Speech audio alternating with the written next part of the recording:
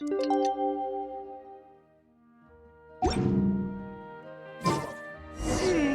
haven't seen Chevra since that night at Baptiste's place.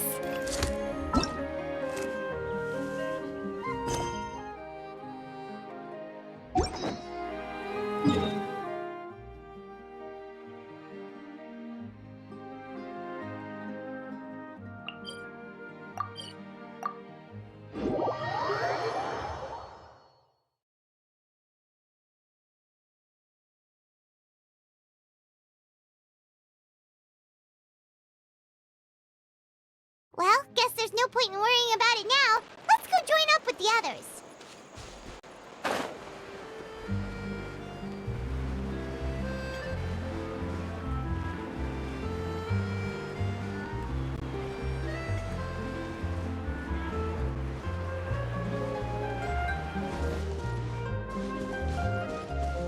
Take it easy.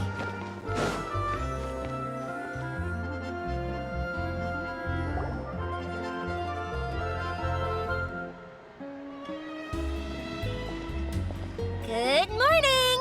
Hayaka and I were just talking about you.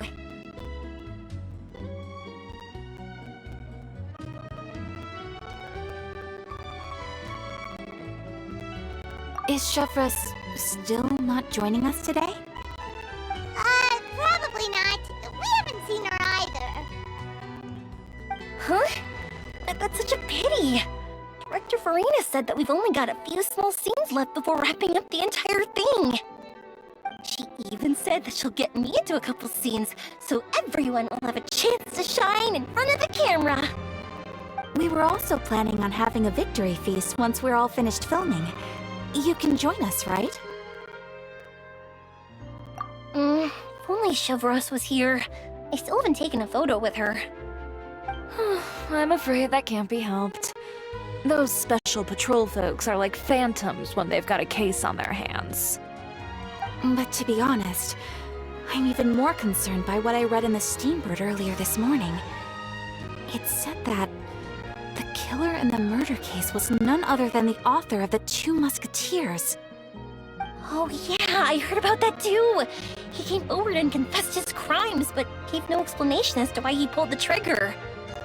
We didn't know about this case at all when we joined the film. Is it going to affect the reception of our work? From a pure publicity standpoint, this will draw a lot more attention to our film.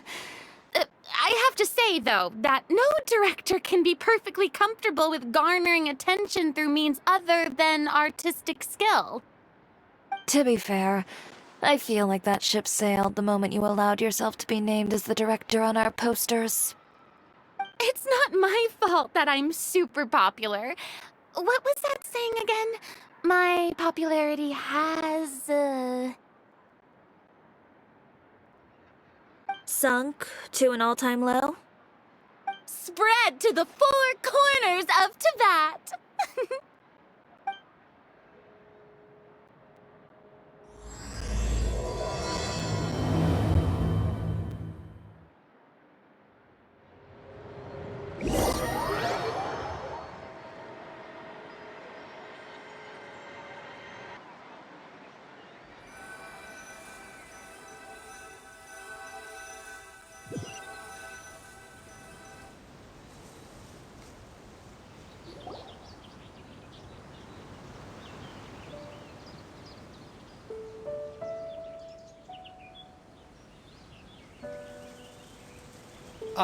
Excuse me, everyone. Xavier! Feels like it's been ages since we last saw you. I've been talking non-stop with the Film Association, and I'm absolutely swamped trying to coordinate the film's marketing. So forgive me for not being around more often, but please believe me when I say that I will make sure everyone's hard work gets the exposure it deserves. Oh, seems like you've been fighting your own battles. Yes, that's one way to put it. Oh, and before we begin the final round of filming, please allow me to finally introduce you to the original investor of our film, Mr. Morris. A pleasure to meet you all. Yes, glad to make your acquaintance, Mr. Morris. We've heard about the issues you've encountered with your financial situation, and genuinely hope that things have taken a turn for the better. Oh, well, the situation has indeed improved somewhat. Don't worry, Mr. Morris. Accidents and last-minute challenges happen all the time. There's no need to blame yourself over it. The good news is that we're almost done filming now, and I would even say that this is the best story I've ever seen. Is that so? I see, that's great news. All right, now that we've gotten all the pleasantries out of the way, let's get this show on the road. We'll mostly be filming typical people and scenery from the streets today to improve the sense of environmental ambiance in some parts of the film. Oh, and there'll be a cameo for Mr. Kamisato and Miss Yoimiya as well. They'll be used to show outsider perspectives on the fates of the two musketeers. That's right. Ayato should be here any minute. Excellent! Then let's start with the scenery shots. Camera and clapper loader, you're up. Yep, we'll be ready. Remember, all we need are some wide zoom shots of the streets. If you happen to find some particularly lovely patches of flowers and grass, feel free to grab some close-ups of those as well. Ready? Lights! Camera! Action! Okay, now move the camera slowly. Try to focus on that flower.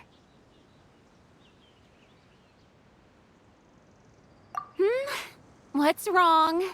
Just adjust the focal length a bit.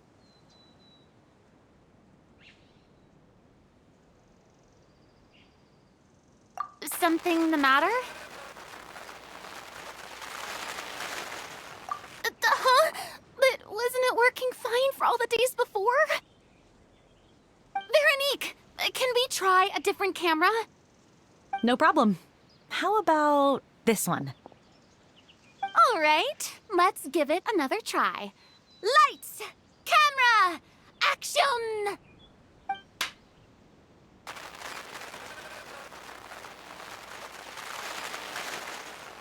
Don't tell me. This one is broken too. Veronique, do we have any other spare ones we can use? I'm afraid we only brought these two today. What? Then go find a workshop to get them repaired right away. Oh, and you too, Bono. Go find our spare camera in the warehouse and bring it back to the set. On it. Greetings, everyone. My apologies for the delay. Is something the matter, Ayaka? It seems like there are some issues with the filming equipment today. We're stuck for the moment. I see. Well, let's not just stand here twiddling our thumbs. Actors, to the makeup booth. We'll start on the next scene as soon as we get a working camera.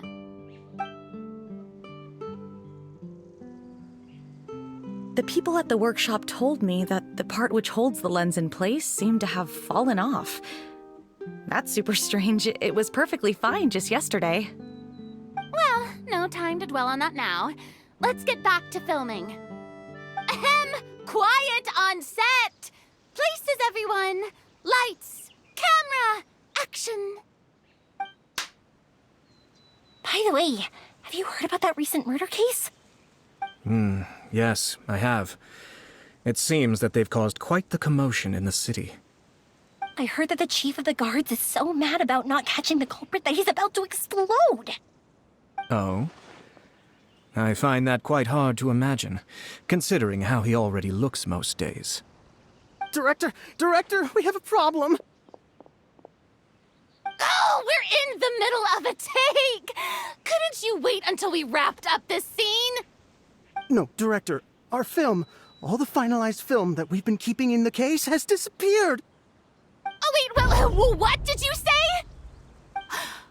Mr. Bono, please take me to where the film was kept right away. I'm coming too. No, Yoimiya, you have to stay here. Oh. Okay, listen up.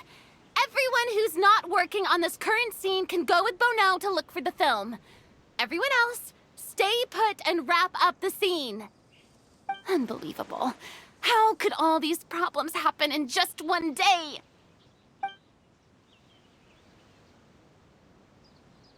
We're back. How did it go? Did you find the film? We found it in the sewers. Huh? In the sewers? Is the film still okay? We discovered it just in time, so we should still be able to salvage it. The others are checking now to see if we lost any specific scenes.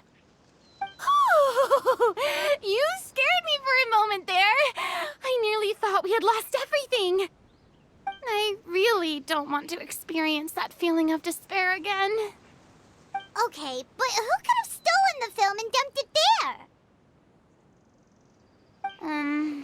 Could it be, some competitors working on other films? But if they wanted to harass us, why wait until the last day? Okay, we don't have time to really look into it right now. Let's strike while the iron is still hot and wrap this thing up once and for all. Yeah, let's finish it.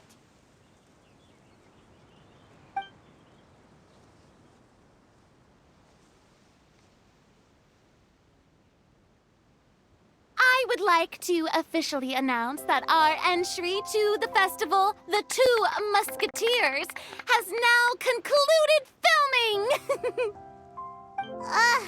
Paimon is spent. It's so late already. Even though the filming process proved to be extremely challenging, everyone provided valuable and unique contributions to the final product. Thank you all for your dedication and support. And just like Director Farina, I would also like to extend my most heartfelt thanks to all of you. Really, you've all helped me so much. All right, let's save the awards speech for later and hopefully also get some rehearsals in before the real thing. Anyway, now it's time to party!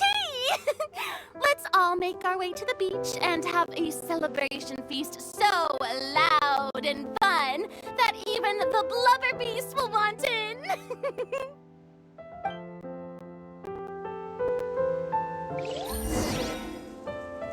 Party, party! Paimon wants to party!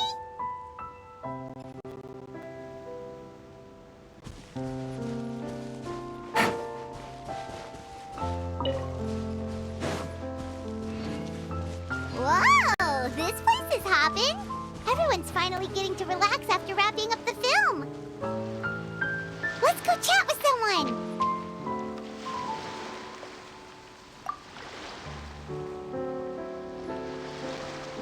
Hey, Ayato! How's your work been going? Everything went rather smoothly. Thank you for your concern. Ayato told me that we've already confirmed the dates for some Inazuma Fontaine cultural exchange events. So the next time we visit, we'll be doing so in our capacities as the representatives of the Yashiro Commission. Oh, that's great! Then maybe Paimon will be able to find Fontaine detective novels in Inazuma from now on. Oh, wait. Wouldn't Yae Miko get upset if that happens? That would be stealing some of her business. You've got a point. She's always complaining that light novels have become bland and too predictable after all. The cultural exchange won't only feature literatures of both nations, of course. We have also made plans for cross-cultural engagements in the fields of gourmet cuisine, toy making, and artisan craftsmanship. Whoa! Paimon's getting super excited now! When the time comes, be sure to visit and participate in all the events.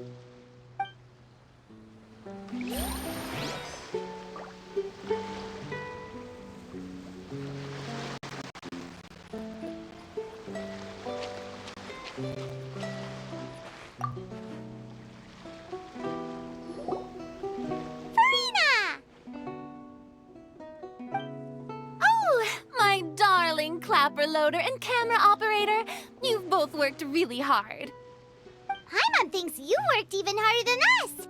Honestly, Paimon was getting a little tired of playing with the clapperboard by the end of it. Worst of all, Paimon started having dreams of you shouting, "Lights, camera, action!" into Paimon's ears. The actual dream can't even start until you've yelled that. Hey, if anything, shouldn't I be more grand and delightful in your dreams? We've been through so much together, and that's how your brain remembers me? That's not Paimon's fault. We've just used the clapperboard too much lately. Anyway, what's most important is that we wrapped the film. I'm pretty confident that we'll take first prize. Hey, no need to mention the official name. Wait, now that you mention it, if we did win the prize, would Farina just get a statue of herself? Come on, I don't need that kind of attention. Xavier can accept the reward on our behalf. But just imagine! Farina accepting the Farina Award and holding a Farina statue. I'm going back to my dessert now. You all can keep discussing that on your own.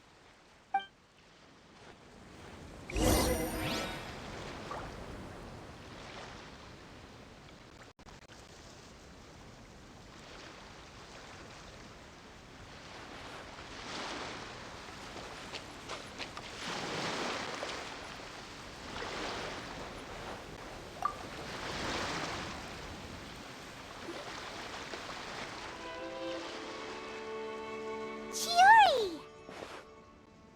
Hey, you two. Are you not really into these kinds of big social occasions? Not particularly. But this is still better than Fontaine Fashion Week. But if this film becomes a big hit, people will definitely come flocking to your shop. Yes, that's highly likely. As long as the film can premiere as planned. Are you still worried about the case? That and all the obstacles we had to face today. You're right. It's as if all our bad luck just manifested at once.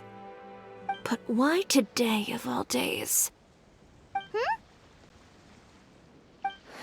No, it's nothing. We've already delivered the film to the editors, so there should be nothing more to worry about. How are you doing, Mr. Morris? You having a good time? Well, you could say that. Do you happen to know when the party is scheduled to end? Judging by how much fun everyone's having, I'd say probably not until well after midnight. Is there something that you still have to take care of at home, Mr. Morris? Oh, well, I'm just not a late night person, so I might take off shortly. Oh no! Silly me. I almost forgot something super important. Oh, what is it? I prepared a whole batch of fireworks for the party, but I forgot to bring them over from the warehouse. Fireworks, you say? Well, that's truly a pity. Sorry things didn't go as planned. Could you help me carry them over, Mr. Morris? I won't be able to fetch all of them by myself. Me? Are you sure that you can't find anyone else? I just wanted to make this a surprise for everyone. The warehouse isn't far from here. We'll be there in no time. Pretty please, Mr. Morris. These are some of the best fireworks I've ever made. So I also want you to see them before you leave. They're stunning. I promise that they'll be a once-in-a-lifetime experience that you'll never forget. But... It's okay. Just come with me. If we're sneaky enough, nobody else will see us leaving. all right.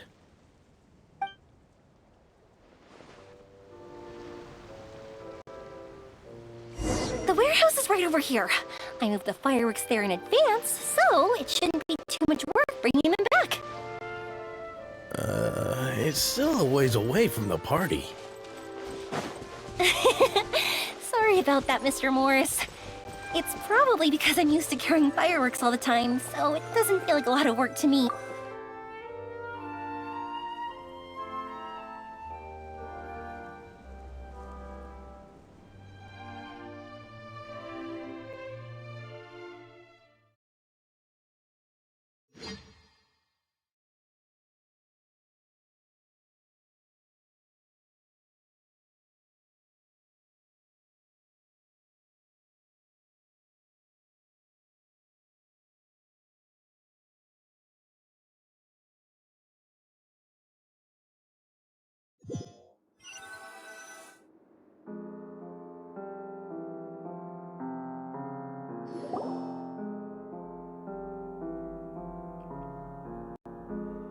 It's dark in here.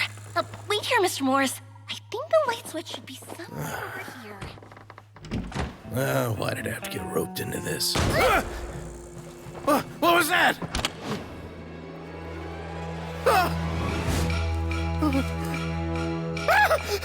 Who's there? Get me out! Get me out of here! Did you really think you'd get away, Morris?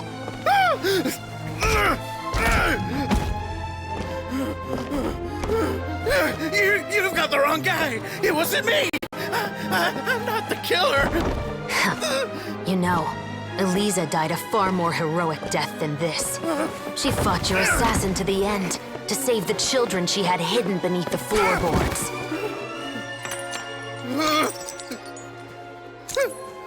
That is Eliza's pendant. The one with a photo of you two inside. The one you gave her. Ring any bells? It's a fake! It has to be! There's no way! No way your assassin didn't destroy it, you mean?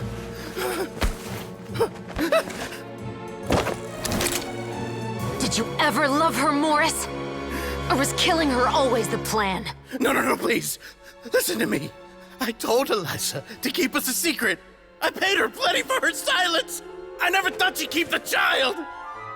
Everything was gonna come out, and I had no choice. She'd force my hand. No! I'm begging you. I have money.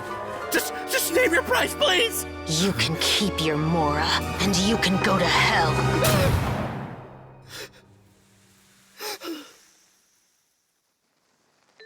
I'm Captain Shovraz of the Special Patrol. Morris, you're under arrest for Eliza's murder.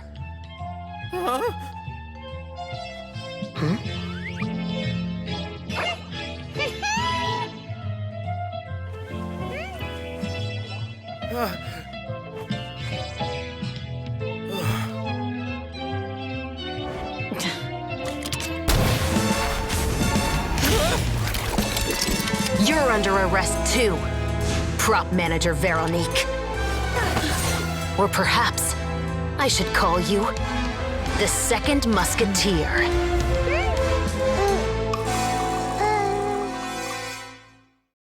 Wait, what's going on?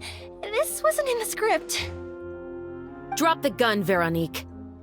Why? Why would you keep me from exacting revenge on this heartless monster? Drop your weapon. This is my final warning.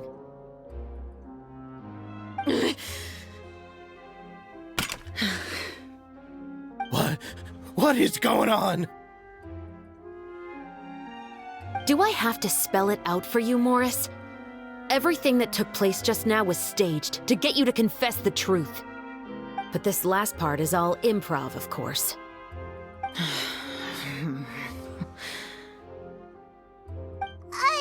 Chevrolet, you told us you wanted us to help you stage a play. You never said anything about the Second Musketeer. It's because even I had no way to confirm my theory until now. Thank you for your performance, Yoimiya. Could I trouble you to go and bring in the other Special Patrol members? They should be on standby just outside. Oh, and please tell the other cast members not to worry about us. We'll be rejoining them shortly. On it.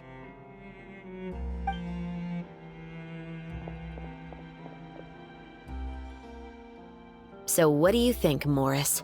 Care to talk about what happened 20 years ago? My patience is limited, you know. Don't force me to take you back to the interrogation room. I'd wager that you wouldn't last for more than a minute in there. With the recording we made, you have no chance of winning in court. Cooperating with us now is the most practical move. All right. I'll talk. I hired an assassin to murder Eliza. She once worked as a maid on my family's estate. She was very beautiful, and after some time I fell for her. We kept our relationship a secret and carried out an affair for some time, but it wasn't long before she became pregnant. And if my parents ever found out, they would have stripped me of my inheritance and status, driven me out of my home. I also didn't expect Eliza to insist on bringing the pregnancy to term. She even asked me to leave my family and travel far, far away with her. She believed that you were truly in love with her. I didn't have a choice. I gave her a large sum of mora, told her to leave the family and to get rid of the baby. But then years later, she sent me a letter. There were photos of 2 children, and she even asked if I could find some time to visit them. Huh? 2 children? Paimon thought Baptiste was the only... you mean... Even if she had the children against your will, you could have just ignored the letter entirely. Why kill her? I had just gotten engaged to be married to an heiress from another wealthy family. So if anyone were to find out about Elisa, my life would be completely ruined. I didn't have a choice. No. You always had a choice. You just made the wrong choice. Again. Do you know how it feels to watch your mother be killed right in front of you? My brother and I were hardly even school age yet. We were hidden beneath the floorboards, grasping each other's hands like a lifeline. We were so terrified that we didn't even know we could ever take a breath. All we could do was to watch Mother try to fight back, and then collapse to the floor. Even after the assassin left, we were still too terrified to leave our hiding spot. We thought that he might come back. It was only until the next evening when we finally climbed out and gathered around our mother. But she had already become cold and stiff to the touch. You made up your mind right then and there to bring this case to light. Not only that, we resolved to get our revenge. And that's why you became the Musketeers. No, that's why I became a musketeer. The man from before was also killed by me. My brother had nothing to do with it. I figured as much. You did? I once told these two that he didn't look like a killer to me. His confession from that night also rubbed me the wrong way. I think what really tipped me off was, how could I not feel a sense of regret in him? Huh? He confessed faster than any criminal I've ever met, but he didn't say a single word about you. He insisted that he was the sole perpetrator in the case. But after the questioning ended, I disassembled the musket we dug up from his backyard, put it in front of him, and told him to reassemble it. Wanna guess how far he got?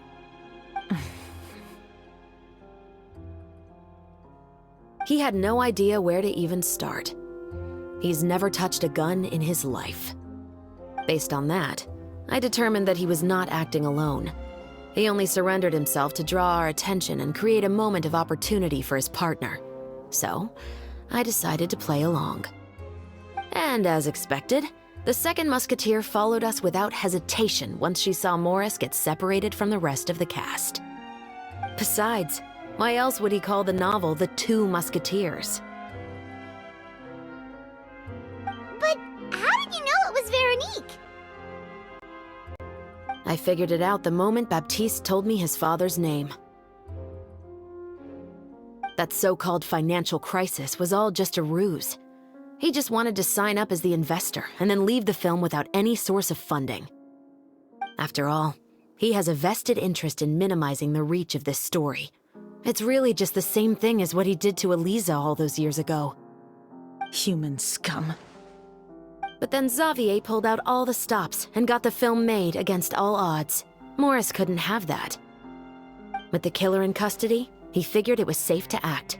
And so he came to visit the set today, just as I expected.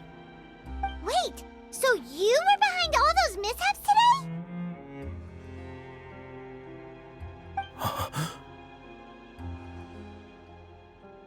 As for the identity of the second musketeer, I assumed they'd probably stay close to Morris and look for an opening.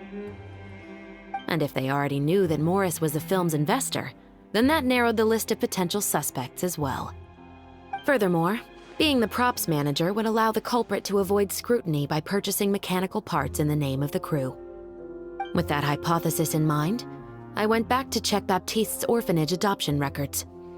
Guess whose name I saw on the same page, just a few lines from his.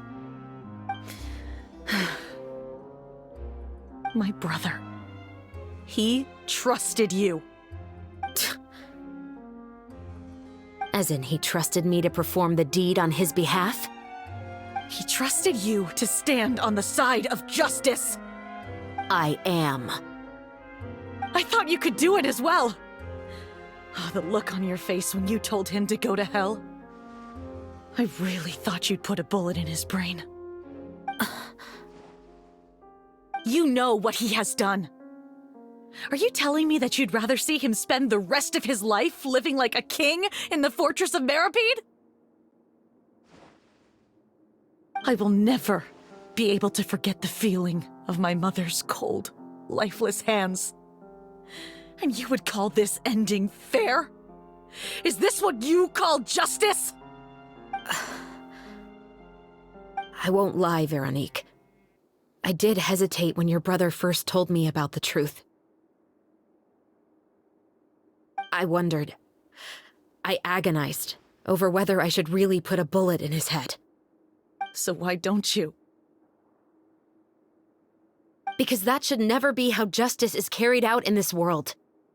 Perhaps, to you, justice is simply reciprocated. An eye for an eye, and a life for a life. But everyone has their own understanding of justice. If everyone were to pursue their own definition of it, there would be no more order in this world. Today, you'll kill Morris, and tomorrow, his children may come for you. The world cannot render judgments based on a desire for revenge. That will only lead to a cycle of revenge, as well as the destruction of order and civilized society. Fontaine is founded on a set of laws and a standardized code of justice. That is why we are the nation of justice. But with all that said, I will promise you this. Morris will not lead a cushy life in the fortress of Meripede. Chevros, the rest of the Special Patrol is here. Thank you so much, Yoimiya. Letelier, Terena, please take them away.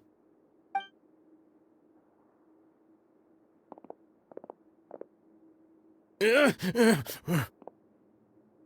still can't agree with your reasoning. I know. Justice has not been delivered. At least, not today.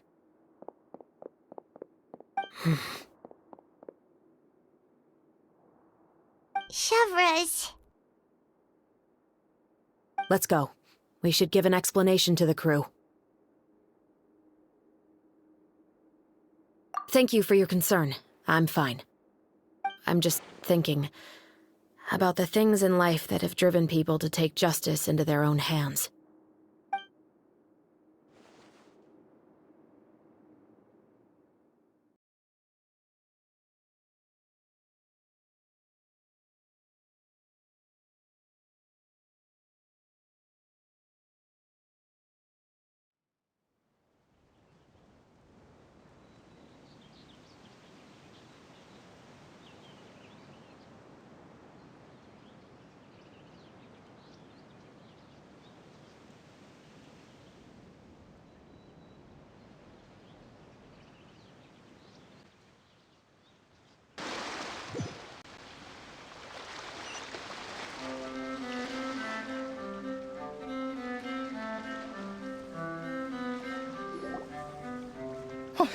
Who would have thought Morris would turn out to be... I'm at a loss of words. How could he have done something like this? I'm just glad that you're all safe and sound. Who knew that such a labyrinth of cases would be behind this story? Well, what should we do now? We have a finished film, of course, but should we still go ahead with the premiere? What do you mean? Shouldn't you be even more motivated to spread the word now that you've learned the truth? Chiori is right. I'd also like more people to see this story for themselves. But the real ending of the story seems to have deviated somewhat from the one in the script. Is that still acceptable to you, Miss Chevros? The call is yours. We still have time to reshoot an ending if that's what you'd like. No, it's fine as is. I like what we have for the catharsis. Romanticism is what gives works of art their appeal. Fiction is able to explore means of restitution that could never work in real life. Just like the real world, the world of stories also has its own set of rules and justice. These different possibilities are what initially drew me to reading in the first place. Sounds good to me. I support your decision. What about Veronique? Will she be okay? She will soon face her judgment alongside her brother and Morris. If I had to guess, they'll probably all be sent to the fortress of Meripede. I'll make sure to give Risley a heads up about it. Oh, you mean that kind of heads up? Exactly. Ahem. All right, then the matter's settled. Now that everything's been taken care of, there's no reason for us to keep looking all gloomy and grumpy. Let's get back to the feast and enjoy each other's company. We'll be starting the post-production process tomorrow. You should join us, Chevres. You missed the first few hours of the party, didn't you? All right. Count me in. Then I'll wait for you over there. There's still some good news that I'd like to share with Chevres. Traveler, Paimon, could you wait for me by the sea after the party ends? I'd like to go on a brief walk with the two of you. Thank you very much.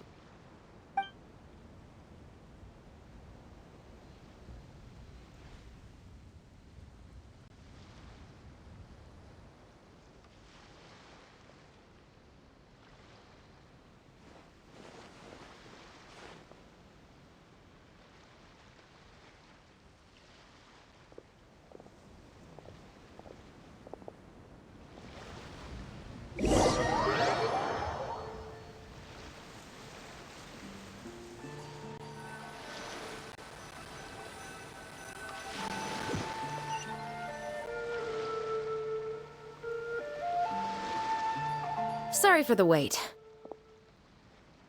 Oh, we weren't waiting long at all. Is there something else you wanted to tell us? No, I don't have anything new to share. I just felt that since you were my investigation partners, I should have another conversation with the two of you.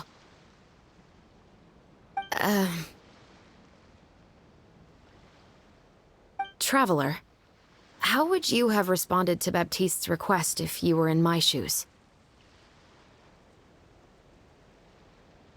Is that so? Well, thanks for sharing. When I was young, my father often took me here to swim. We'd come rain or shine, even when it was freezing cold. He told me that swimming was the best activity to train one's strength of will. You could never give up before reaching the shore, especially when the water was cold. Oh? Why's that?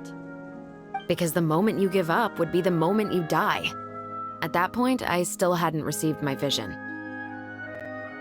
One winter, the chilly wind felt almost like knives on my skin, and the seawater was so frigid that it numbed my toes the moment I stepped in. I cried and begged my father to spare me from having to swim across, but he wouldn't listen. He used to be a member of the Special Patrol as well. You could say it was his way of educating his children. That sounds awful. When he saw that I wouldn't stop crying, he just picked me up and tossed me into the icy water. The bone-chilling cold took away my senses. I couldn't feel anything but fear and rage.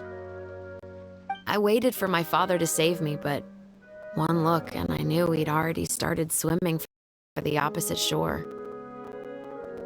I realized that if I were to give up, I really would die right then and there. I used all of my strength to try and catch up to my father. Those few minutes felt longer than my whole life up until that point.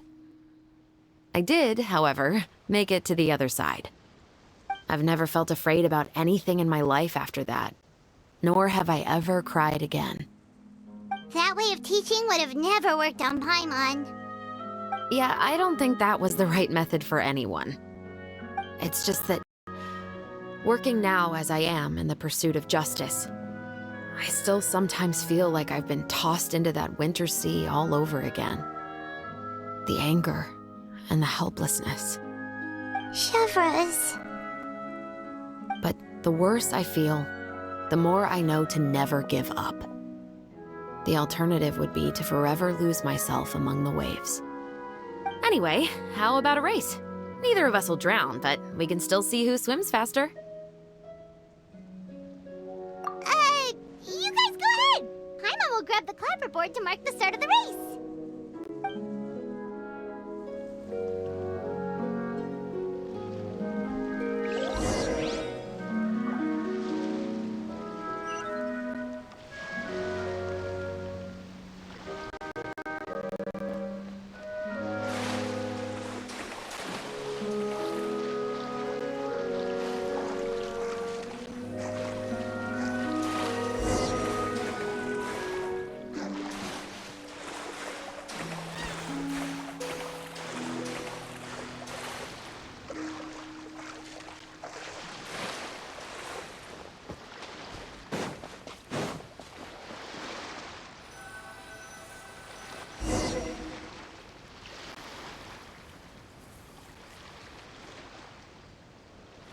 Whoa, that felt good. You were so fast in the water, Chevros. You were swimming even faster than Paimon can fly. So, about the Special Patrol. Did you join because of your dad? Partly, but I'd say I was more inspired by the heroes I read about in stories growing up. Oh, so it's due to your love of stories. Of course, it was only after I joined the Special Patrol that I learned that truth is often stranger than fiction. Come on, let's walk a bit more.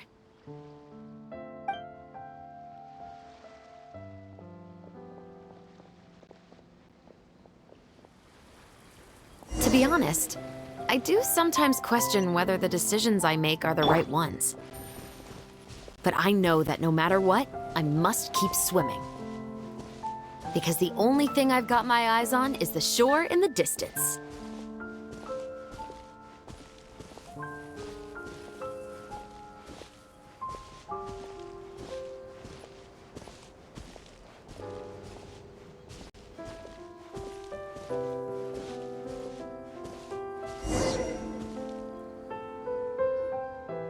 Thank you for coming on this walk with me. I feel a lot better after getting all that off my chest. Huh. We're nearly back at Baptiste's house. Huh. You're right. I didn't realize we were so close. He really did plant a lot of flowers. It's just like how he described it in the story. Huh? Wait. Paimon, Traveler, look! The rainbow roses in the garden. They're in full bloom now.